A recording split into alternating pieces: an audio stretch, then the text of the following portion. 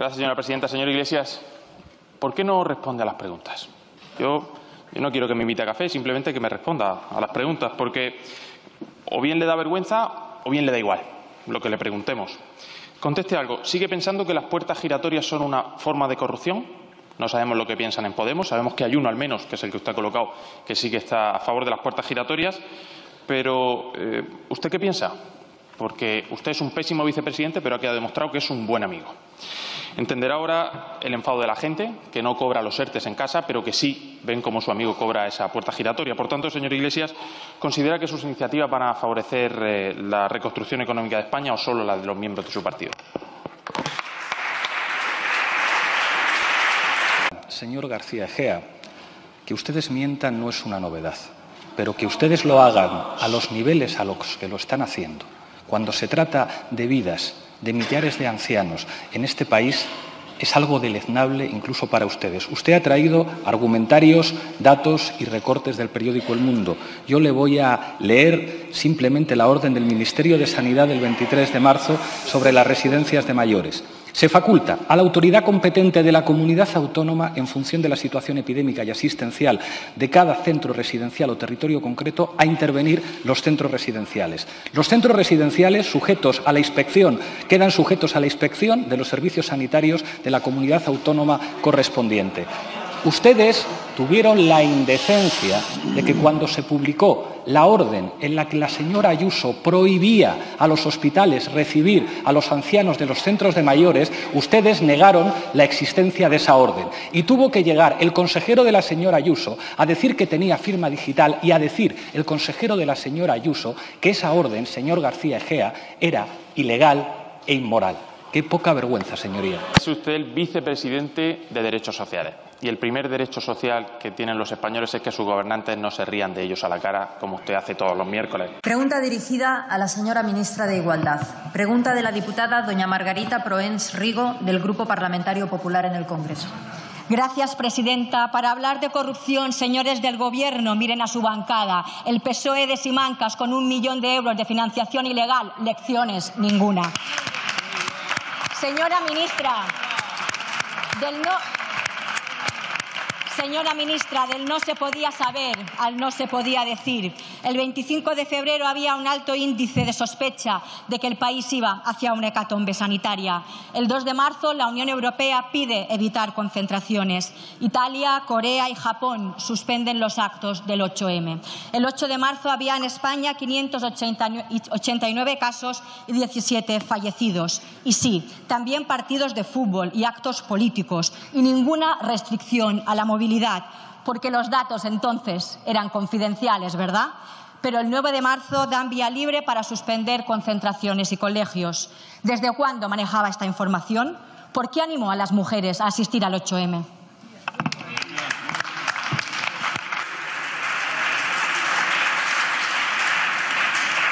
Señora ministra de Igualdad. Gracias, presidenta. Señora Proens, todas sus afirmaciones, de la primera a la última, son mentiras. Así que, por respeto a esta Cámara, le pediría que retome su turno de palabra para decir alguna verdad, aunque no la tenga preparada en sus papeles. Muchas gracias.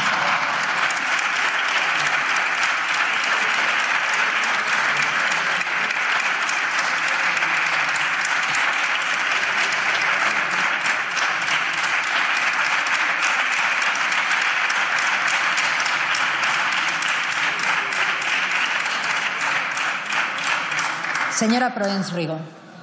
Gracias, presidenta. Si todo es mentira, señora ministra, ¿por qué obstaculizan la investigación judicial? ¿Cuándo vieron que la distancia social era clave para evitar contagios? ¿Sabe lo que hubiera sido feminista? Compartir esto con el resto de mujeres para que pudiéramos elegir, como hicieron ustedes, si con la mano no o si no se besa. Nada menos feminista que confundir las críticas a su incompetencia con críticas a todas las mujeres y al movimiento feminista.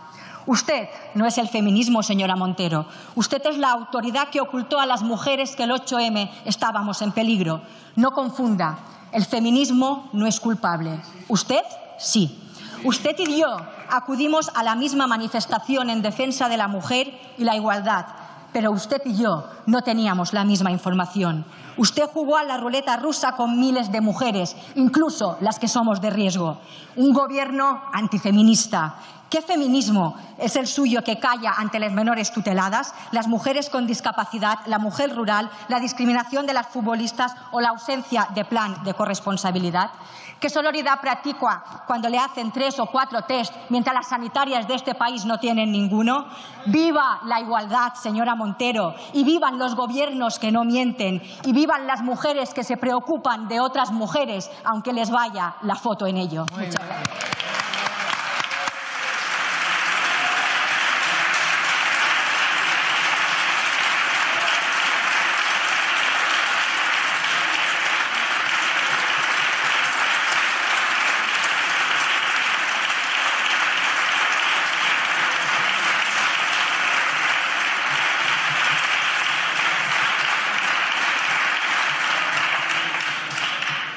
Señora ministra de Igualdad.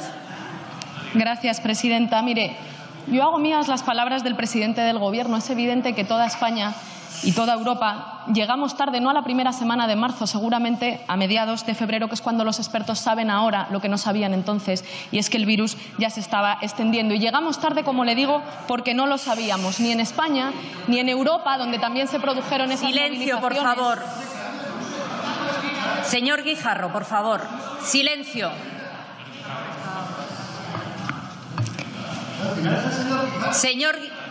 Señor Guijarro, por favor. Ruego silencio. Señora ministra de Igualdad, continúe. Gracias.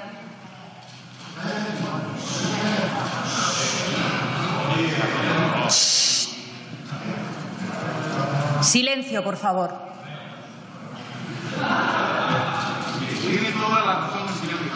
Bueno, ruego silencio, por favor. Ruego silencio.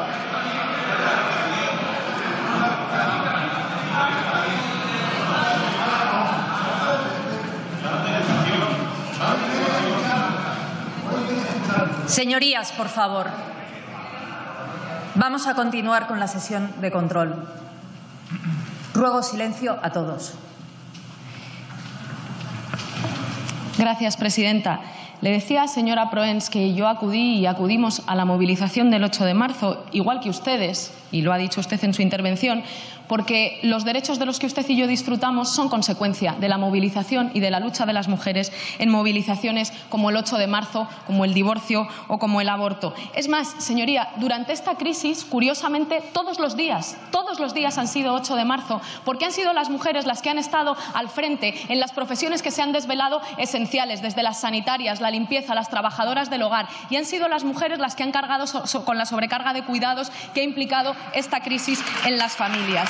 Por eso, señoría, es tan importante que este Gobierno y esta Cámara haga políticas feministas que ustedes no han apoyado en esta Cámara. A esta Cámara este Gobierno ha traído la Declaración de Servicios Esenciales de todo lo que tiene que ver con la atención integral a víctimas de violencia machista, y ustedes no lo han apoyado. A esta Cámara el Gobierno de España ha traído un ingreso mínimo vital que permite salir de la pobreza y de la exclusión a miles de mujeres, y ustedes lo han llamado paguita, señoría. Y el problema es que son el principal partido de la oposición y no tienen una sola propuesta. Yo entendería que viniera aquí a hablarnos de cosas de derechas y dijese, oiga, para salir de la crisis hace falta una amnistía fiscal para los ricos, hacen falta recortes, hacen falta privatizaciones. Silencio, y podríamos por favor. debatir, señoría, pero es que no tienen una sola propuesta. Ustedes criminalizan el 8 de marzo diciendo que las movilizaciones feministas traen muerte. Yo le digo, señoría, que las movilizaciones feministas lo que traen son supervivientes de la violencia machista, supervivientes del suelo pegajoso. Y aquí va a estar este Gobierno para seguir defendiendo el feminismo. Gracias, presidenta. Ministro, buenos días. Usted está acorralado y sus mentiras no se sostienen. Se encuentra ahora mismo en una permanente huida hacia adelante.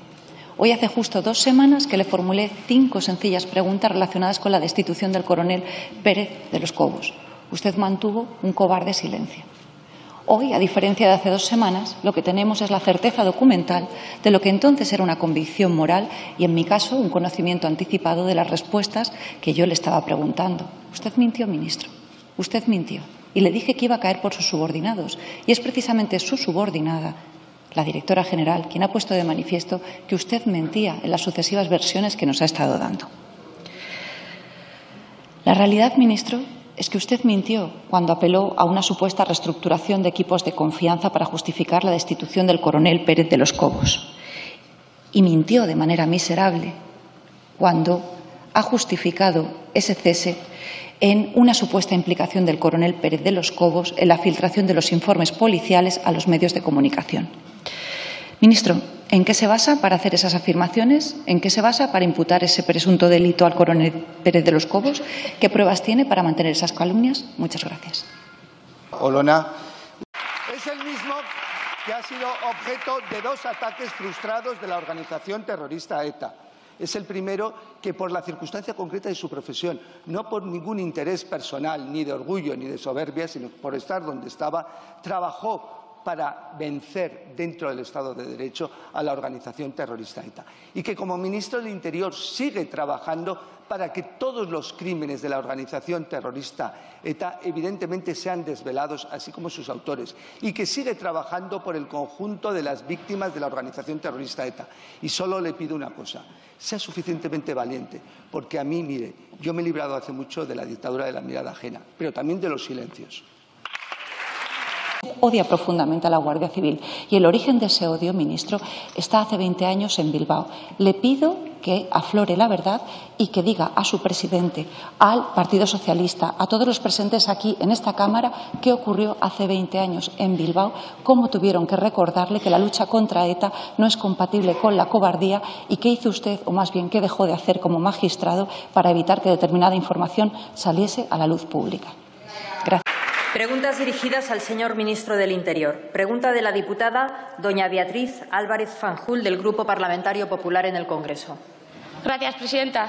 Señor ministro, hace menos de 24 horas pudimos escuchar en Moncloa, de la boca del propio vicepresidente de su Gobierno, hablar de la desmilitarización de la Guardia Civil. ¿Nos podría explicar qué entiende usted con ello? ¿Qué implicaciones tiene la desmilitarización en su proyecto de remodelación de la Guardia Civil? Porque, claro, cuando su Gobierno habla de remodelar la Guardia Civil, no me queda muy claro si se refiere a los ceses políticos para que no se les investigue, si se refiere a emocionarse con la paliza a miembros de los cuerpos de seguridad, como decía el propio Pablo Iglesias, o si se refiere a despreciarlos llamándolos policía patriótica, como dice su presidente. Y, por favor, denme solo una versión, no me mienta, no se mimetice con su presidente, porque va a acabar usted contándome más versiones que el ministro Ábalos en Barajas. Gracias.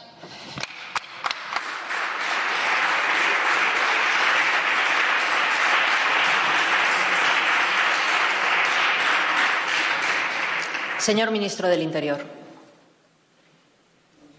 Gracias, señora. Muchas gracias, señora presidenta. Muchas gracias, señorías. Señora Álvarez, lamento otra vez que la pregunta no figure en el orden del día, pero no tengo ningún reparo en contestarle. Primero, referir que tampoco me extraña por las falsedades, por las teorías de la conspiración, por intentar patrimonializar las instituciones que el Partido Popular realiza normalmente. Y eso es consecuencia lógica de su mala gestión, del desprestigio del propio Ministerio del Interior durante sus 7 años de gobierno. Pero en ese sentido, déjeme que le diga una cuestión, porque yo le contesto a la pregunta que me acaba de referir. La Ley Orgánica 11/2007 de Derechos y Deberes de la Guardia Civil explicita, y es un avance sustancial en el ejercicio de los derechos y libertades de todos los miembros de la Guardia Civil. Es realmente un hito importante en la adquisición y asunción de derechos por parte de la Guardia Civil. ¿Y esto qué representa? Que algo tan importante para la Guardia Civil, que forma parte de su espíritu, de sus 176 años de historia, como es el elemento, la naturaleza militar, no es ningún obstáculo para el posible o la posible y necesaria asunción de derechos y libertades. Y seguiremos trabajando porque los derechos y libertades profesionales y personales de la Guardia Civil vayan incrementándose dentro, evidentemente, de su naturaleza militar, que no está discutida por este Gobierno.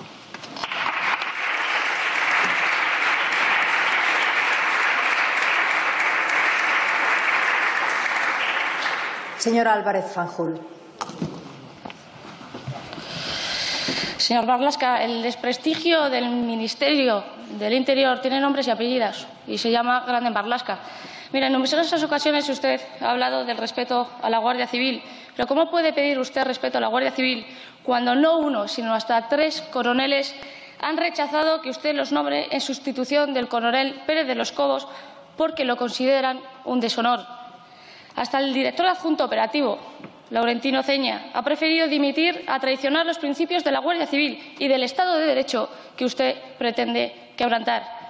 Señor ministro, es necesario enterarnos de la verdad, como nos ha pasado con la ministra Irene Montero a base de off the record.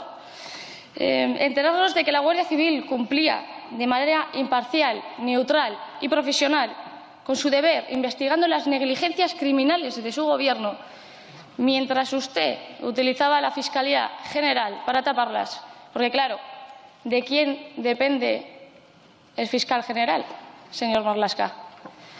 Señor Marlaska, como gritaban ustedes el 8 de marzo, ¿se acuerda? No se besa, no se besa. Aplíquese el cuento. Los informes de la Policía Judicial no se tocan, no se tocan.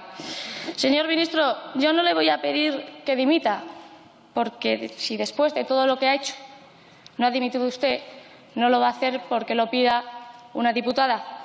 Pero hágase un favor. Gracias, señora Álvarez.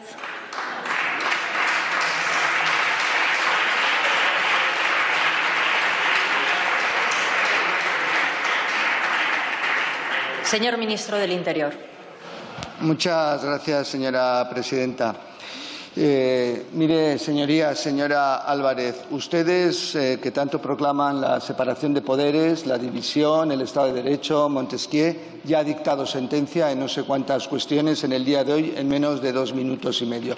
Dejemos que cada Poder Judicial dicte la suya, pero les recordaré respecto a la policía patriótica de la que habla que en esta Cámara en el 2017 una comisión al respecto refirió e indicó un uso partidista por parte de su partido, por el Partido Popular, de recursos, de efectivos y de medios del Ministerio del Interior. Nosotros, durante los 2 años que estamos y en este nuevo Gobierno, en este Gobierno de coalición, lo que tratamos es de devolver el prestigio al Ministerio del Interior y gozamos con lo mejor, con más de 170.000 hombres y mujeres que su inmensa mayoría son auténticos. Gracias, señor ministro.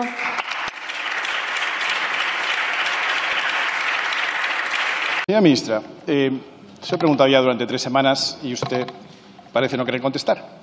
Así que se voy a preguntar de manera más específica.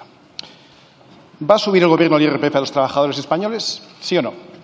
¿Va a subir el Gobierno el impuesto de sociedades? ¿Sí o no? ¿Subirán de nuevo las cotizaciones sociales que gravan la creación de empleo? ¿Sí o no? ¿Pueden estar tranquilos los autónomos sabiendo que sus cotizaciones no van a subir? ¿Sí o no?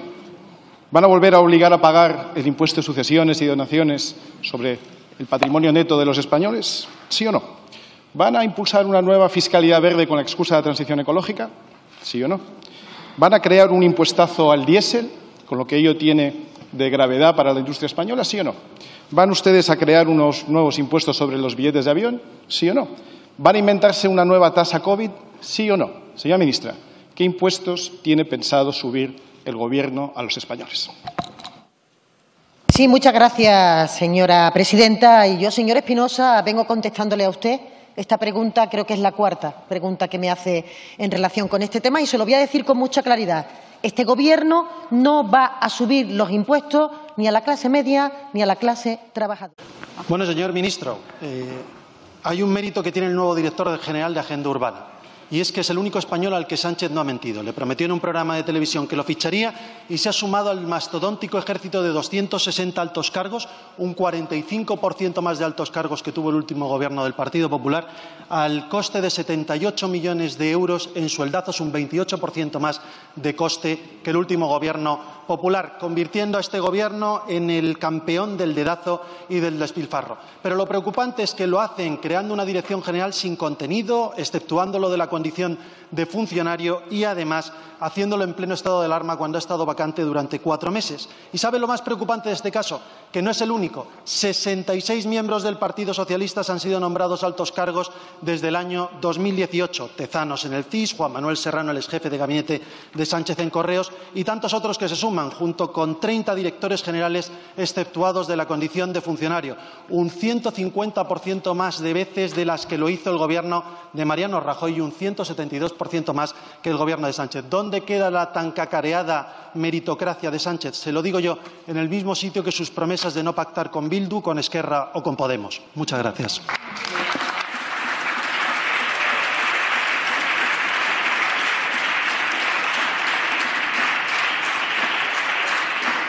Un compromiso que ustedes incumplen cada día de sus vidas y hoy mismo lo ha hecho usted aquí. Hoy tiene que contestarme.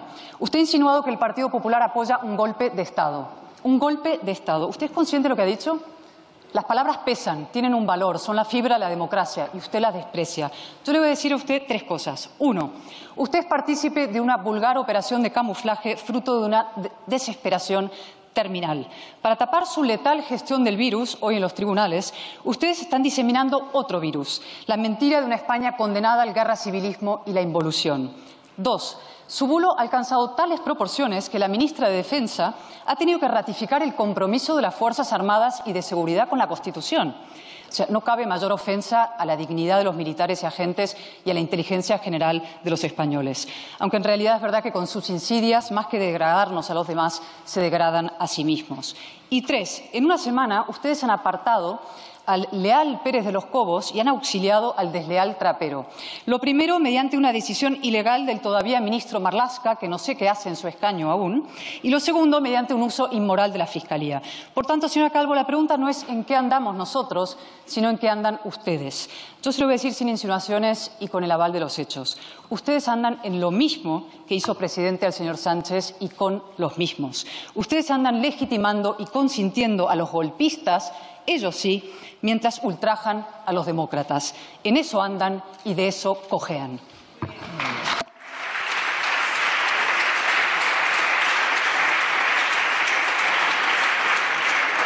Señor Sánchez, ¿cree usted que los españoles se merecen este clima de enfrentamiento y de crispación que tenemos en la política nacional? ¿El Gobierno de España va a hacer algo por rebajar el tono en lugar de acentuarlo? Mire, señor Sánchez, como usted siempre se encarga de recordarnos, es usted el presidente del Gobierno. Es usted el responsable de toda la política del Gobierno. Es usted el responsable de liderar una política de moderación constructiva y de pactos de Estado. Pero parece que su Gobierno no le hace caso, va desmandado. Mire, me refiero, por ejemplo, a su vicepresidente Iglesias, que nada menos que en la Comisión de Reconstrucción monta un espectáculo y acusa de golpistas a un grupo parlamentario, o que en algún otro momento dice que una comunidad autónoma se comporta de una manera criminal, o que se sube a la tribuna para ofender a los miembros de la oposición. El ministro Garzón, que dice que las Fuerzas Armadas están deseando dar un golpe de Estado, o que dice, respecto al sector turístico, cayendo en una absoluta crispación que no aporta valor añadido. O el ministro Marlaska, que, en fin, ¿para qué hablar? La que ha liado en las fuerzas y cuerpos de seguridad del Estado y en especial en la Guardia Civil, o la señora Lastra o el señor Simancas, que culpan de la gestión de la pandemia a la Comunidad de Madrid. ¿No va usted a llamarles al orden? ¿No va a decirles nada? ¿No va a bajar el tono de su Gobierno? Porque, mire, el consenso se consigue hablando, tendiendo la mano.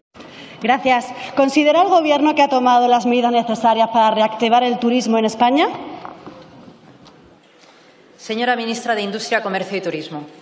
Gracias, presidenta. Señora Rueda, compartirá conmigo que el turismo es uno de los sectores más afectados por la crisis sanitaria.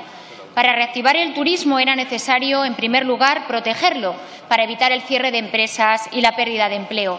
Y tengo que decirle que este Gobierno actuó de una manera rápida y contundente y ello ha permitido mantener cerca de 1 millón de puestos de trabajo en el sector turístico gracias a los ERTE y financiar más de 10.500 millones de euros a través de la línea ICO.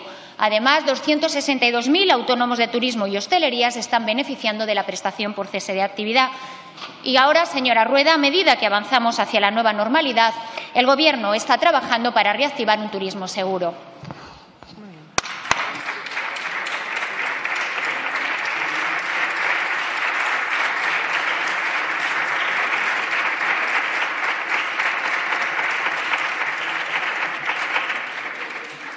Señora Rueda Perelló. Gracias, señora presidenta. Ministra, ERTEs que aún no se han cobrado, ICO que no llega. El sector cuantifica pérdidas de miles de millones de euros. Representantes de hoteles y alojamientos turísticos, agencias de viaje, hosteleros, rentacar, comercios, transporte, muchos autónomos le piden medidas urgentes para salir de la crisis a la que le ha llevado estos 3 meses de cierre. Y estas medidas no llegan o llegan tarde. Y el Gobierno no plantea un plan claro para reactivar el turismo. Lo que plantea genera incertidumbre. El pasado jueves usted declaró que se abrirían fronteras terrestres y horas más tarde el Gobierno rectifica. El 23 de abril se encarga al ICTE guías de protocolos y Portugal ya el 24 de abril tenía su sello de seguridad.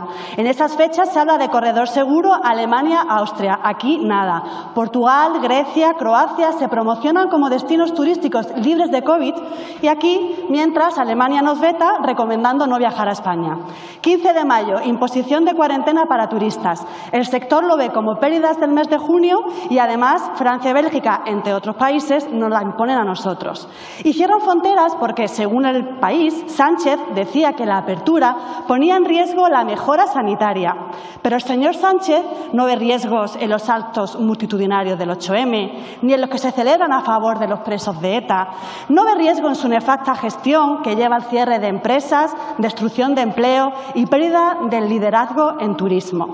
Señora ministra, recuérdeles a Sánchez, que no está, al vicepresidente Iglesias, que no está, y a Garzón, el valor del turismo. El turismo en anteriores crisis ha sido uno de los motores para la recuperación del sector. Es el principal sector en el que se emplea casi a 3 millones de personas. Escuchen cuando les pedimos menos trabas y duplicidades entre administraciones, menos impuestos, que es lo que siempre defiende Vox y que coincide con lo que el sector demanda.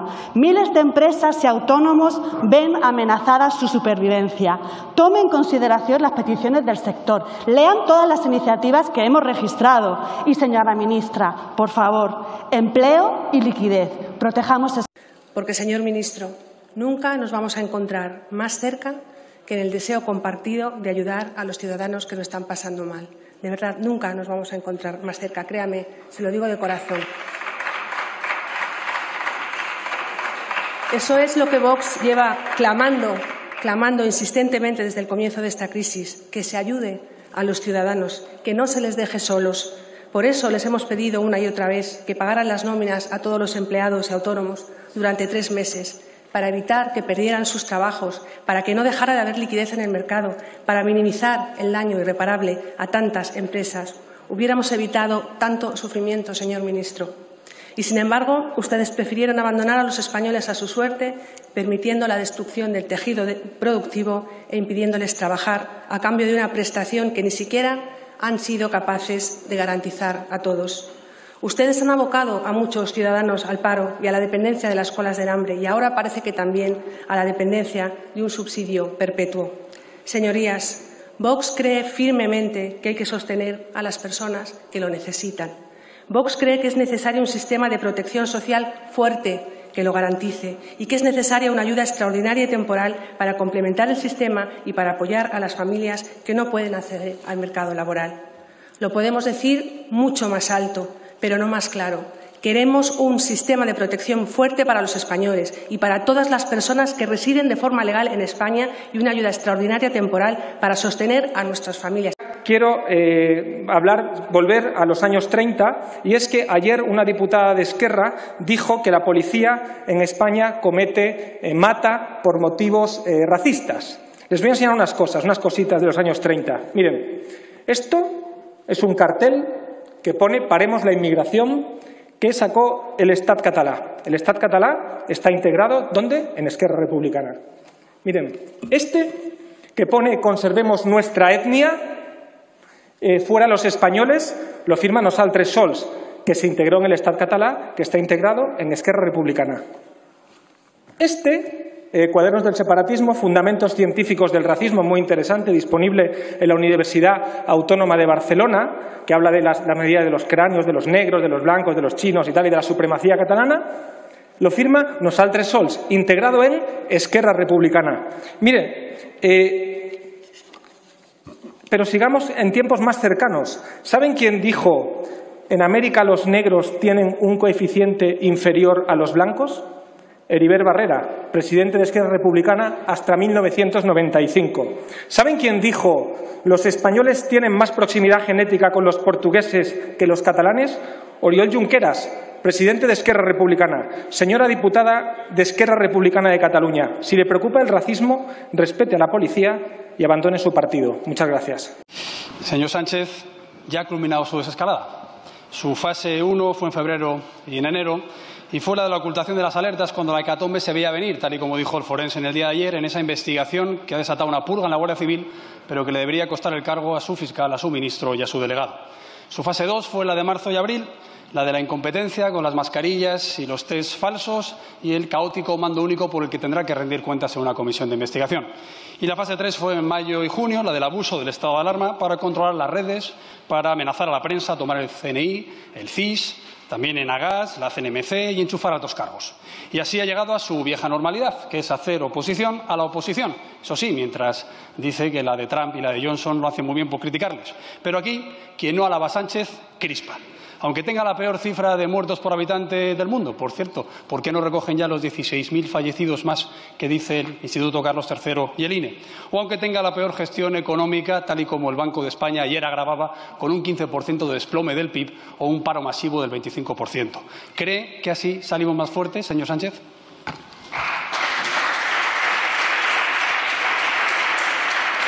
Usted ni siquiera ha valorado los 4 acuerdos que le hemos ofrecido. El primero, el Pacto Cajal por la Sanidad, dentro de la comisión parlamentaria que yo le propuse, en la línea del Pacto de Toledo por las pensiones. El segundo, una comisión en el Senado que ayer le volvieron a ofrecer para coordinar las políticas sociales de competencia autonómica y las ayudas europeas. El tercero, el plan de reactivación económica, como ha hecho Alemania, bajando 20.000 millones de euros los impuestos, que es justo la cantidad que usted despilfarró en los decretos electorales. Recuerde cómo acaba la cigarra en la fábula. Y el último, una oficina de atención a las víctimas, sanitaria para los enfermos, psicológica para los familiares y de reconocimiento a los fallecidos.